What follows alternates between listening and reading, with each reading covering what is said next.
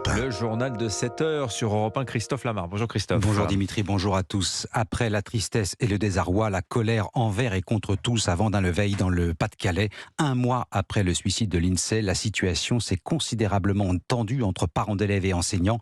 Les premiers reprochent aux second d'avoir abandonné la collégienne à son triste sort. Insultes et menaces sont devenus le lot quotidien des professeurs. Reportage du correspondant d'Europe 1 dans le Nord, Lionel Gougelot.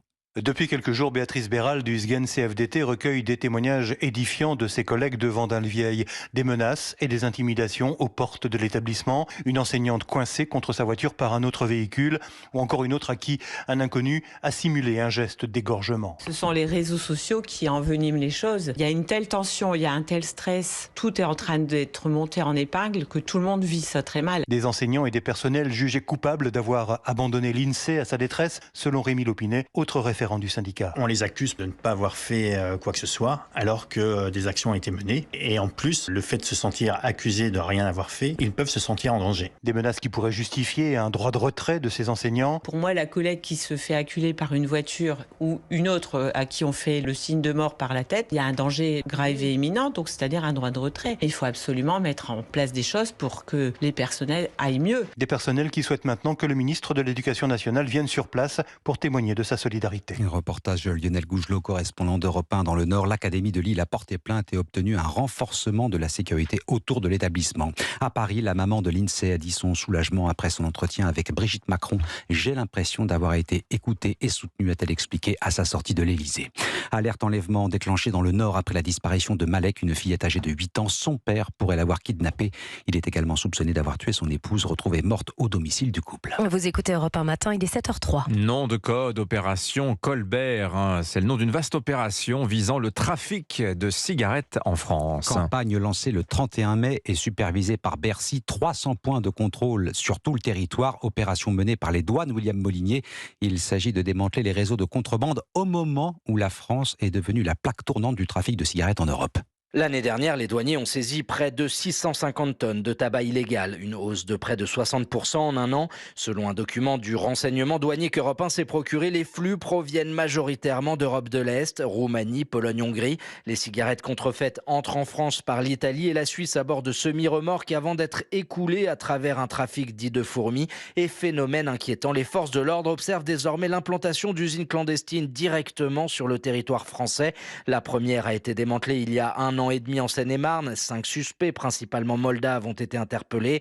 Ils étaient liés à un homme connu pour sa proximité avec le grand banditisme français. Les organisations criminelles louent des entrepôts dans des zones industrielles. Ils importent le tabac en vrac de l'étranger, puis façonnent les paquets, les cartouches sur place, détaille un enquêteur spécialisé. En début d'année, près de Rouen, les gendarmes ont découvert 2 chaînes de production clandestines avec des moulins de tubage. Plus de 100 tonnes de tabac ont été saisies pour une valeur de 14 millions d'euros. Enquête William Molinier. Et le ministre des Comptes publics à la manœuvre dans cette opération, Gabriel Attal, je vous le rappelle, sera à 8h15 l'invité ce matin de Sonia Mabrouk. Nous partons en Bretagne. 39 menhirs vieux de plus de 7000 ans, situés à proximité des célèbres alignements de Carnac, ont été détruits pour laisser la place à un magasin de bricolage. Les autorités qui ont délivré le permis de construire minimisent la gravité des faits. Les associations et les experts sont évidemment d'un avis contraire. La destruction des menhirs est une faute archéologique majeure à Carnac. La guerre est donc déclarée entre le maire et les riverains. Reportage Charles Biard. Bon, évidemment, je vais en prendre plein la tronche pendant 2 jours.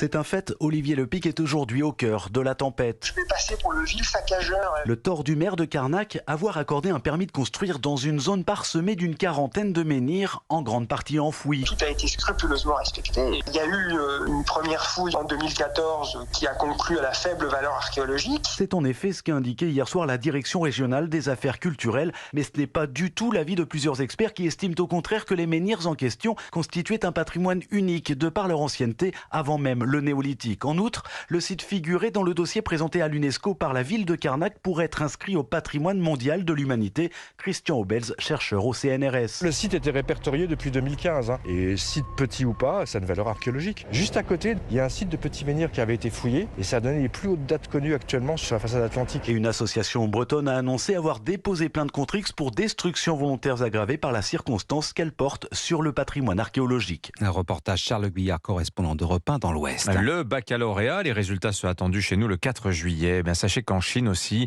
des millions d'élèves planchent sur cet examen de fin d'études. Alors, il n'a pas grand-chose à voir avec notre bac à nous. Alors déjà, on l'appelle le Gaokao. 13 millions de Chinois ont pris le chemin des salles d'examen. Organisation gigantesque pour l'un des bacs les plus difficiles du monde. Les notes obtenues conditionnent l'accès aux meilleures universités. Pression et stress sont donc poussés au maximum. Reportage du correspondant d'Europe 1 à Pékin, Sébastien Le Belzic. Il est à peine 7h du matin et déjà la foule devant cet établissement du nord de Pékin, Tien, doit passer son épreuve de mandarin. Passer le Gaokao est un moment décisif dans nos vies. Sans cet examen, nous ne pouvons pas poursuivre nos études. Sa mère aussi a la boule au ventre. Nous sommes probablement plus stressés que notre enfant en ce moment. Nous nous sommes réveillés à 5h du matin. Le Gaokao, c'est la version chinoise du bac, un examen considéré comme l'un des plus sélectifs au monde et qui conditionne l'entrée à l'université. Seuls 7% des bacheliers décrocheront la formation de leurs rêves, une infime partie des 13 millions de lycéens qui planchent cette semaine. Et pour éviter la triche, des mesures exceptionnelles sont mises en place, comme ce scanner corporel. Yang Melin, directrice du lycée. C'est particulièrement utile pour prévenir les tricheries avec les téléphones portables. Cet équipement peut trouver les appareils, même cachés dans une chaussure. Et parmi les candidats, Liang She, un millionnaire de 56 ans, qui tente sa chance aujourd'hui pour la 27e fois. Pékin, Sébastien Le Belzic, Europe 1. Le football, le marché des transferts ouvre la semaine prochaine et au Paris Saint-Germain, le feuilleton des départs et des arrivées a commencé. Direction les États-Unis et l'Inter Miami dirigé par David Beckham pour Lionel Messi. Le champion du monde argentin l'a dit hier à la presse espagnole. J'ai décidé d'aller à Miami.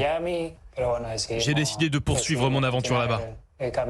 Au revoir Lionel Messi. Bonjour, Julian Nagelsmann, l'ex-entraîneur du Bayern Munich, serait sur le point de s'engager au PSG. Cyril de la Morinerie. Oui, Julian Nagelsmann est l'un des entraîneurs les plus prometteurs de la nouvelle génération. Le technicien allemand n'a que 35 ans. Nagelsmann a déjà entraîné 3 clubs allemands, dont le Bayern Munich. Il était d'ailleurs sur le banc munichois lors de la victoire en Ligue des Champions face au PSG cette saison. S'il n'a jamais été un grand joueur, en revanche, Nagelsmann a battu des records de précocité comme technicien.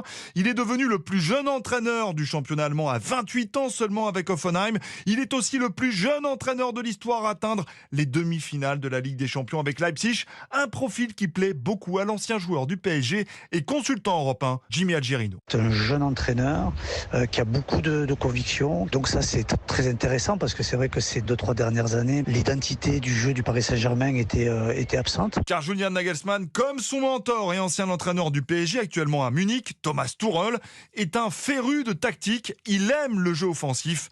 L'entraîneur allemand pourrait être accompagné dans son aventure parisienne par une légende, un certain Thierry Henry. Cyril de la Morinerie du service des sports d'Europe 1.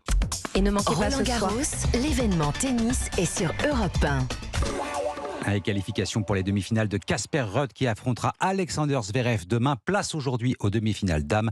Karolina Mukova, Arina Sabalenka et Iga Świątek, Béatrice Haddad-Maia. On parlera d'Iga Świątek dans le journal de 7h30. Le rouleau compresseur polonais. Alors c'est pas très élégant comme formule, mais en tout cas ça vous la situe bien sportivement. Merci beaucoup Christophe Lamar. On va aussi parler de football ce soir. Un invité exceptionnel. J'étais pressée de vous annoncer que le président de la Fédération française de foot était invité ce soir dans Europe 1 Sport. Il répondra aux questions de Jacques Vendroux évidemment.